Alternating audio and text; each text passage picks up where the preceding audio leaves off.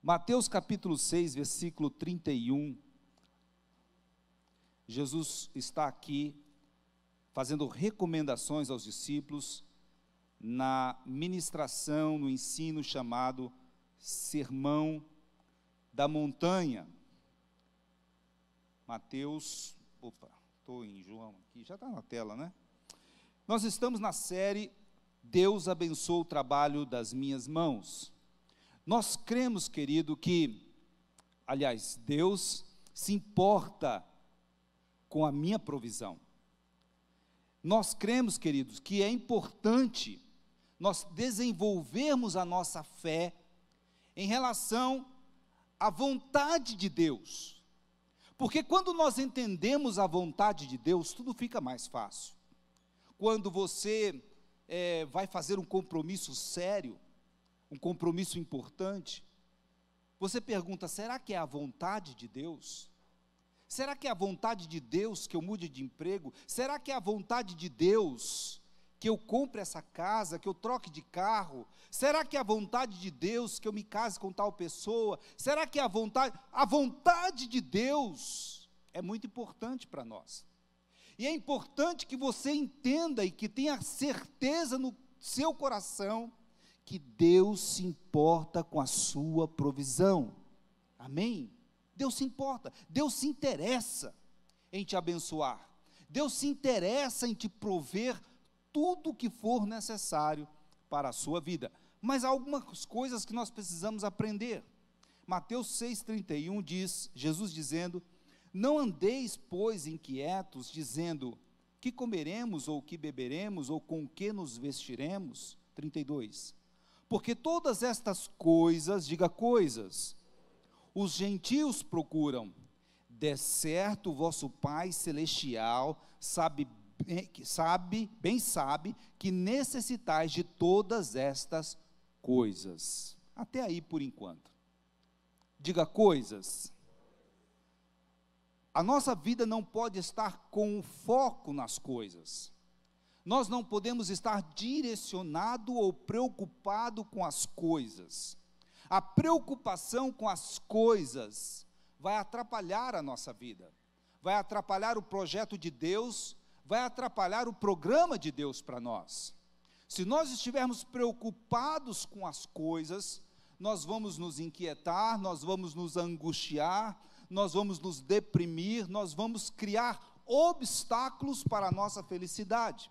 E é por isso que Jesus ensina que nós não devemos nos preocupar com as coisas, nós não devemos nos inquietar, nos atormentar por causa das coisas. Mas ao mesmo tempo em que Jesus diz que nós não devemos nos inquietar com as coisas, ele afirma que o nosso Pai Celestial bem sabe, ou seja, ele tem plena certeza e convicção, ou seja, está nos planos dele, de que todas as coisas vos serão supridas, amém? Ele vai suprir, é do interesse de Deus, diga, é do interesse de Deus, que eu seja abençoado, diga, é do interesse de Deus, que haja provisão na minha casa. Versículo 33 diz, mas buscai primeiro o reino de Deus e a sua justiça, e todas estas coisas vos serão acrescentadas. Aqui está a chave, buscar o reino de Deus, se envolver com o reino de Deus, se envolver com as coisas de Deus, porque quando você se preocupa, se investe, quando você se envolve com o reino de Deus, Deus se ocupa em abençoar e prover você com todas as suas necessidades, amém? Filipenses 4,19, olha a palavra que Paulo libera sobre a igreja de Filipos, olha a palavra que ele libera, e o meu Deus, segundo as suas riquezas, suprirá todas, diga todas, as vossas necessidades em glória por Cristo Jesus, amém?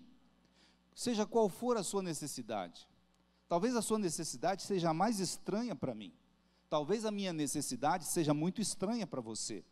Talvez você ache até que aquilo que é uma necessidade para mim não é uma necessidade para você, ou para a maioria das pessoas, ou talvez eu me inquiete com alguma necessidade de alguém, por achar bastante diferente ou estranha. Mas a palavra de Deus diz que o nosso Deus vai suprir todas as nossas necessidades, amém?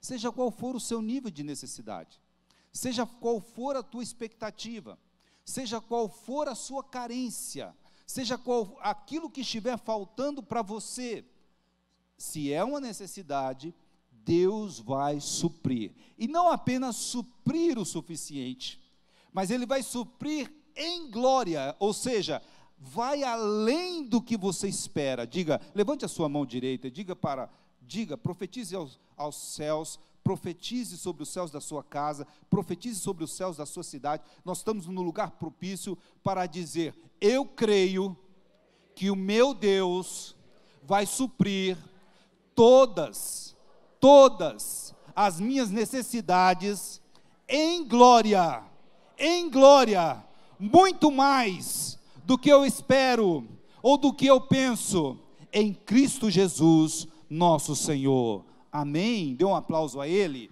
que Ele merece. Aleluia. Em glória.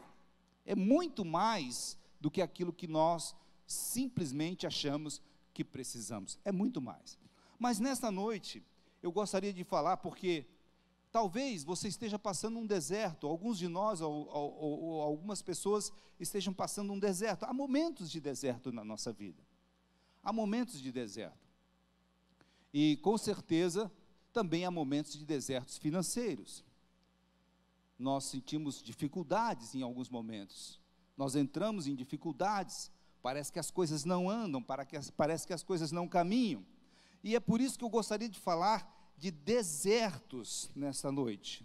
Falar de desertos e como eles agem na nossa vida, por que eles agem na nossa vida e como nós podemos nos comportar diante desses desertos. A primeira espécie de deserto, eu classifiquei aqui duas espécies de deserto principais. A primeira espécie de deserto é aquele deserto que Deus te conduz para ele. Você não deu causa, você não criou uma situação para se ver nessa dificuldade que você está enfrentando, mas Deus te conduziu a viver este momento de dificuldade. Vamos ler Mateus capítulo 4, versículo 1. Vamos ver uma pessoa muito importante para nós, com certeza a mais importante, que foi conduzida ao deserto por Deus. Então foi conduzido Jesus pelo Espírito ao deserto para ser tentado pelo diabo. Com certeza, Jesus não provocou a Deus, nem o mundo espiritual, nem os princípios, para passar um tempo no deserto. O deserto é lugar de aridez, o deserto é lugar de dificuldade, o deserto é lugar de restrições, o deserto é lugar de dores até. Mas o Espírito de Deus conduziu Jesus para um deserto. Havia um plano, havia um propósito, havia um objetivo. Quando Deus te conduz a um deserto, é porque Ele quer realizar algo muito especial na sua vida. Quando Deus te conduz a um deserto, talvez você não tenha dado causa, talvez você não tenha nada a ver com essa situação. De repente, as coisas começaram a virar um turbilhão na sua vida. De repente, a situação financeira se inverteu. De repente, as coisas não andaram como deveriam andar. Aqueles compromissos que estavam certos não foram mais saudados. Talvez você começasse a viver dificuldades em decorrência de circunstâncias completamente alheias ao seu poder de decisão. Você foi conduzido a uma situação. Talvez você, de repente, tenha visto que alguém lhe causou um dano muito grande. Do nada, alguém apareceu na sua vida e lhe causou um dano muito grande. Talvez você tenha sofrido um dano muito grande por causa de uma enfermidade, de uma doença, que não estava no seu poder evitar essa doença e essa enfermidade. E talvez você foi tenha sido conduzido a um momento de deserto, mas é isso que eu quero dizer para você. Assim como Jesus foi conduzido a um deserto para ter experiências fantásticas com Deus naquele lugar, também Deus está preparando experiências extraordinárias para você nesse deserto. Deus está preparando. Veja o versículo 11 de Mateus 4. Veja o versículo 11. Então o diabo o deixou, e eis que chegaram anjos, diga anjos. Eis que chegaram anjos e os serviam. Sabe, quando no deserto você olha para um lado e olha para outro, olha para cima e olha para baixo e se vê absolutamente só. Talvez você esteja assim: Deus vai mandar anjos para abençoar a sua vida. São momentos espirituais, são circunstâncias especiais. O deserto, nesse caso, não é para te punir, não é para te penalizar, não é para te enfraquecer, não é para te entristecer, não é para que você sinta qualquer desânimo ou qualquer dor. Não, o deserto é para te fazer mais forte, mais convicto, mais determinado, mais ungido pela presença de Deus e pelos mistérios que Deus vai derramar na sua vida. Anjos vem à sua direção, anjos de Deus são destacados para te servir no deserto que Deus te conduz a ele. Amém? Algumas pessoas podem passar por circunstâncias assim. Nós não podemos julgar, aquela pessoa está passando um deserto porque fez algo, ou fez alguma coisa errada, ou não, absolutamente não. Há sim circunstâncias especiais que Deus nos conduz a um deserto, mas Ele vai te tirar de lá pela mão dos anjos dEle. Amém? Diga: o Senhor manda anjos para me sustentar no meu deserto. Amém? Não precisa se preocupar. Todo o deserto tem um prazo de validade, como diz o nosso apóstolo. O choro tem um prazo de validade. Ele dura uma noite, mas a alegria vem pela manhã. O teu tempo está acabando, o tempo desse deserto está acabando, você está sendo fortalecido, moldado, trabalhado, você está sendo preparado, e quando você sair de lá, o testemunho da glória de Deus vai ser grande na sua vida. Amém? Passe pelo deserto que Deus te conduziu a ele. Amém? Mas existe um segundo deserto, eu quero ler em Números capítulo 13, uma segunda espécie de deserto, que é um deserto que a gente mesmo decide entrar nele. É um deserto que não era o plano de Deus, não era o projeto de Deus. Número capítulo 13, versículo 27, por favor. 13:27, os espias voltam de verificar a terra de Canaã e trazem um relatório para Moisés. Eles trazem um relatório para Moisés. Era um tempo de avançar, era um tempo de conquistar, era um tempo de enfrentar os inimigos e vencer as dificuldades. Mas olha só o que os 10 daqueles 12 espias falaram. Contaram-lhe dizendo: fomos à terra que nos enviaste, e verdadeiramente mana leite e mel, e este é o seu fruto. Versículo 28. O povo, porém, sempre tem um porém, né? Que habita nessa terra é poderoso, e as cidades fortificadas é muito grandes, e também vimos ali os filhos de Anak. Os amalequitas habitam na terra do sul, os heteus e os jebuseus e os amorreus habitam na montanha, e os cananeus habitam junto ao mar, e pela margem do Jordão. 30. Então Calebe fez calar o povo perante Moisés e disse: certamente subiremos e a possuiremos em herança, porque seguramente prevaleceremos contra ela. Versículo 31. Porém, os homens com que eles subiram disseram: não poderemos subir contra aquele povo, porque é mais forte do que nós. Esse é um deserto que as pessoas escolheram viver. O deserto que vem de uma escolha equivocada. O momento era de luta, o momento era de guerra, o momento era de enfrentamento, o momento era de conquista, o momento era de cumprir a ordem de Deus, que era avance. Porém, eles tiveram medo, eles impuseram restrições, eles criaram situações. Passaram 40 anos no deserto. 40 anos num deserto que Deus não programou para eles. 40 anos num deserto que eles não deveriam viver. 40 anos num deserto que atrasou a conquista de Canaã por esse tempo. Não era o projeto de Deus, não era o propósito de Deus, mas eles entraram no deserto. Por que entramos em deserto? Existem dois motivos principais pelos quais entramos em desertos que nós criamos. Primeiro motivo, sempre baseados em escolhas equivocadas. E por que fazemos essas escolhas? O primeiro motivo que causa escolhas equivocadas é o medo. Diga, medo. O povo de Israel teve medo, os príncipes tiveram medo. Quando o medo ataca você, e chega a hora de conquistar e você não avança para a conquista, talvez o preço desse retardo, o preço desse deserto, seja muito caro para nós, seja muito caro para você ou para mim. Aquele era um momento de conquista, eu já disse aqui, aquele era um momento de luta, aquele era um momento de batalha. Eles preferiram não guerrear. É claro que toda guerra tem baixas. É impossível dizer que o povo de Israel iria conquistar aquela terra e não cairia um ou outro soldado. É impossível dizer.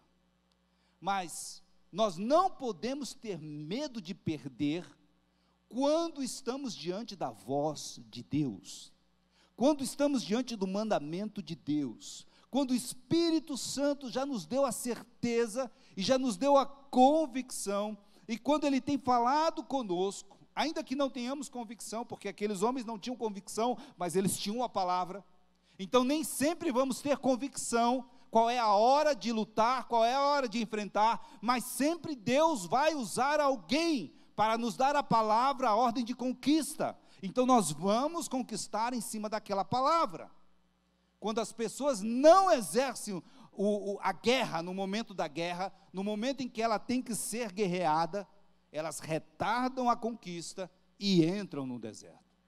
Se você tem retardado a sua conquista, por medo, por restrição, por dificuldade, quando você olha demais para os gigantes, para os habitantes da terra, para as pessoas que estão lá do outro lado, eu não tenho essa capacidade, eu não consigo chegar lá, eu não vou conseguir avançar nesse nível, eu não vou conseguir lutar contra essas pessoas, as dificuldades são enormes. Se você olhar para as dificuldades, você não vai guerrear a guerra de Deus. Mas eu quero falar para você, que você é um valente de Deus nesta noite. Deus está levantando você como um valente, Deus está levantando você como um guerreiro, Deus está levantando você como um conquistador, e Ele está te dando a palavra: avance e conquiste tudo aquilo que Deus tem dado a você. Pode aplaudir o Senhor? Amém? Avance e conquiste, não retarde a sua guerra. Muitas pessoas preferem o comodismo. É como o pastor Clodoilson diz: a zona de conforto é um lugar muito bom, mas você não vai avançar ali, você não vai crescer ali, você não vai conquistar na zona de conforto. Muitas vezes nós preferimos não guerrear, não enfrentar uma situação, não enfrentar um momento, não enfrentar uma guerra, para simplesmente ficar na nossa zona de conforto. Mas a zona de conforto não cresce ninguém cresce na zona de conforto. Então nós temos que sair da zona de conforto e guerrear as guerras do Senhor.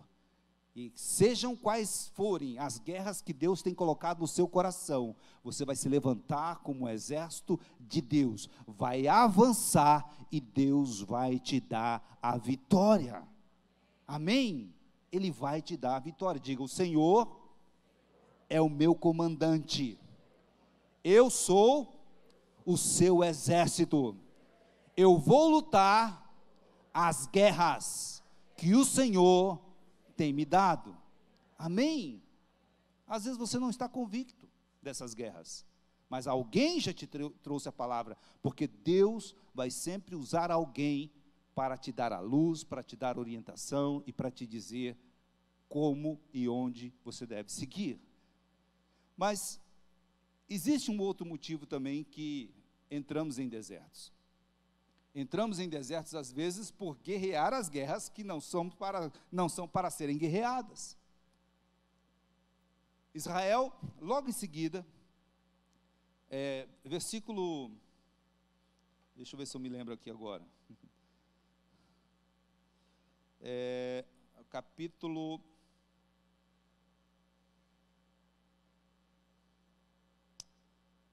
eu perdi o versículo agora, mas não tem problema. Mas logo em seguida, nesse texto, no capítulo 14, o povo, quando viu que eles fizeram uma grande bobagem, uma grande besteira, eles falaram: nós vamos lá e vamos conquistar a terra. Aí sabe o que Moisés disse?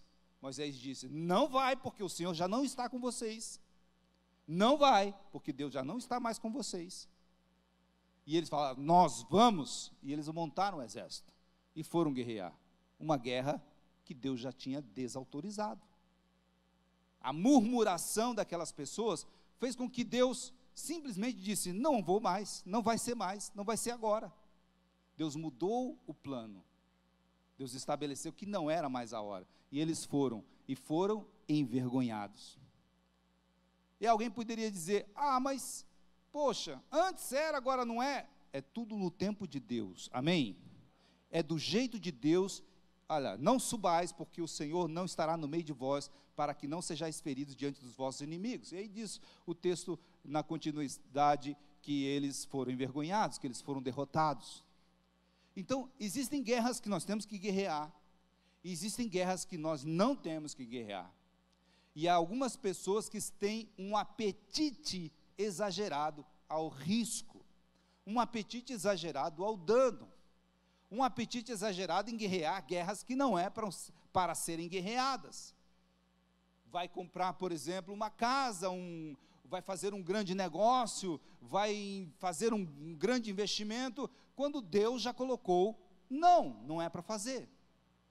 Talvez você não tenha convicção, talvez você esteja em dúvida, mas, é como eu disse, Deus sempre vai usar alguém para dizer o quando e como você deve fazer. Mas se você buscar ao Senhor, Ele vai te dar a direção completamente para você conseguir a sua vitória, amém? Então você tem que entender que há um momento de guerrear, e há um momento de não guerrear. E aí, pastor, e agora o que eu faço?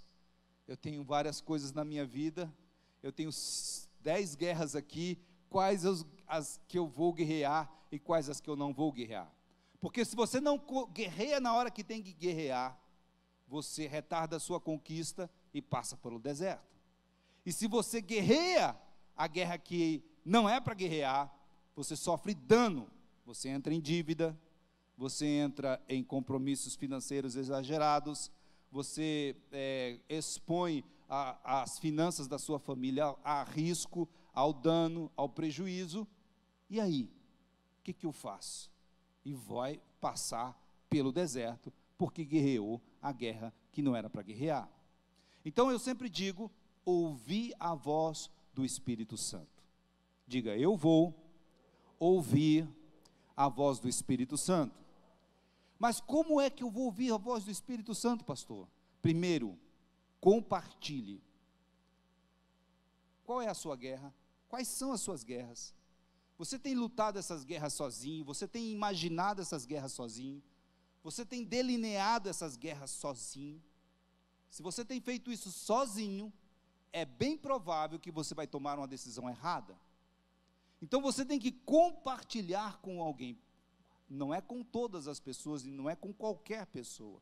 Você vai compartilhar em primeiro lugar com o seu cônjuge. Diga cônjuge. Qualquer coisa que você fizer, que é muito importante na sua vida, você tem que compartilhar com o seu cônjuge. Ah, pastor, mas o meu marido não me entende. Ah, pastor, mas a minha esposa não me entende. O Espírito Santo vai usar alguém para te dar o conselho certo, amém? E a primeira pessoa que tem que ter unidade em casa é com o cônjuge. É sobre a unidade que Deus manifesta a bênção. Diga, a partir de hoje, a minha casa vai viver em unidade. Diga, as guerras que eu vou guerrear, eu não vou guerrear sozinho. A minha família estará nessa guerra. Porque se der certo, tem que ser a glória para os dois. E se der errado, e você estiver sozinho, imagina o problema que você está enfrentando, imagina a confusão que você está arrumando. Mas a partir de hoje, Deus vai derramar a bênção, porque vai haver unidade na sua casa e na sua família, e nenhuma guerra você vai guerrear sozinho, que Deus vai te dar companheiro e companheira nessa guerra, amém? Primeiro ponto. Segundo, compartilhe com seus líderes, compartilhe com seu pastor, compartilhe com seu líder de célula, com pessoas que podem te ajudar a orar, a buscar de Deus uma direção para a sua vida. Você pode dizer assim, mas para que eu vou compartilhar com o meu pastor? Ele não entende nada desse negócio. Não precisa entender, querido. Não precisa entender. Eu sempre falo para as pessoas, compartilha comigo. Às vezes eu não entendo nada do que você está me falando, mas só de você compartilhar, Deus vai falar no seu coração. Quando você estiver falando com alguém, quantas vezes, o pastor Clodoilson sabe disso, quantas vezes eu fui discípulo do pastor Clodoilson, membro da célula dele, fui compartilhar com ele muitas coisas, e ele ficava me ouvindo, e eu falando, e na verdade, quando você fala, Deus já está te dando resposta. Quando você confessa, Deus já vai trazendo cura. Quando você se abre, Deus vai manifestando revelação na sua vida, amém? Então compartilhe com o líder de célula, compartilhe com o seu pastor. Terceiro ponto, compartilhe com alguém experiente naquilo que você vai guerrear. Então, pode ser que o seu pastor não seja experiente, mas você pode buscar um empresário, você pode buscar uma pessoa que trabalha naquele setor, uma pessoa que já desenvolveu aquele projeto, uma pessoa que já passou por aquela experiência. Então você vai buscar o conselho de alguém que objetivamente já passou por aquela experiência, por aquele tipo de guerra, amém?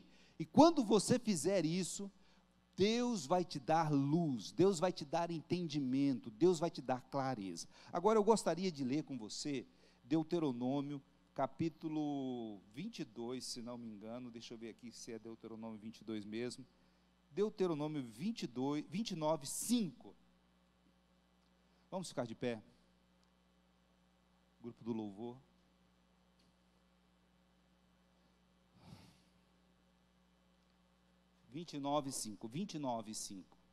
Deuteronômio 29:5. Olha o que Deus fala sobre o deserto que aqueles homens entraram. Olha o que Deus fala sobre o deserto que aqueles homens decidiram entrar, decidiram viver nele. Olha o que Deus fez no deserto que aqueles homens decidiram entrar nele. 29:5, por favor. 29:5.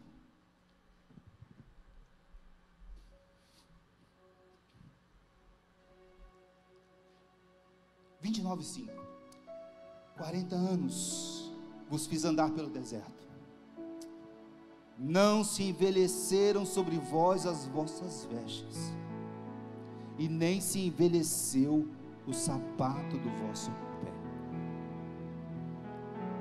Sabe o que Deus está dizendo aqui? Deus está dizendo, olha, vocês se meteram numa baita confusão, vocês decidiram viver no deserto, que não era o meu plano originário, mas eu tenho tanta misericórdia e tanto amor por vocês, que vocês não vão sentir falta de coisa alguma. Eu vou te sustentar no deserto. Não importa qual é o tipo de deserto que você se meteu, não importa qual é o tipo de confusão que você está, a palavra que Deus tem para você é: eu vou dar provisão no seu deserto. 40 anos e as roupas não se romperam, 40 anos e os sapatos não envelheceram, 40 anos e eles foram sustentados por Deus, 40 anos e Deus os cuidou, os guardou, 40 anos e eles viveram e se fortaleceram no deserto que eles mesmos entraram. E quando completou o tempo dos 40 anos, Deus os tirou daquele deserto. Eu quero dizer para você, eu tenho uma palavra para você, uma palavra de esperança, uma palavra de vida. Deus vai tirar você desse deserto, Deus vai tirar você dessa confusão, Deus vai tirar você dessa enrascada, Deus vai tirar você desse poço que você se meteu, Deus vai tirar você, Ele vai te proteger, Ele vai te sustentar, Ele vai cuidar de você, porque Ele te ama. Aleluia, Ele te ama.